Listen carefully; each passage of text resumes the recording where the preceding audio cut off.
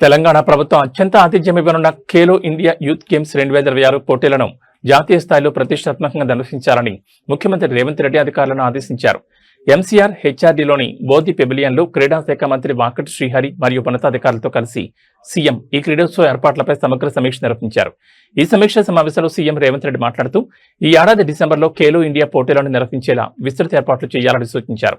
హైదరాబాద్లోని అన్ని ప్రధాన స్టేడియాల ప్రస్తుత పరిస్థితిని క్షేత్రస్థాయిలో పరిశీలించి భవిష్యత్ అవసరాలకు అనుగుణంగా శాశ్వత ప్రాతిపదికన మౌలిక వసతులను అభివృద్ధి చేయాలని స్పష్టం చేశారు. ఇందుకు అవసరమైన నిధులను తక్షణమే విడుదల చేసేందుకు ప్రభుత్వం సిద్ధంగా ఉందన్నారు. మొత్తం 20 రకాల క్రీడా విభాగాల్లో ఈ పోటీలు జరగనున్నందున ప్రతి విభాగానికి తగ్గట్టుగా ప్రదేశాలను కేటాయించాలని ఆదేశించారు. ప్రారంభోత్సవం ముగింపు వేడుకల్లో ప్రముఖ క్రీడాకారులు, సినీ ప్రముఖులను, తెలంగాణ అర్జున అవార్డు గ్రహీతలను భాగస్వాములను చేయాలని తెలపగా సమావేశంలో ప్రభుత్వ సలహాదారు KRK Rao, SATS chairman Sivasena Reddy, special CS JS Ranjan పాల్గొన్నారు.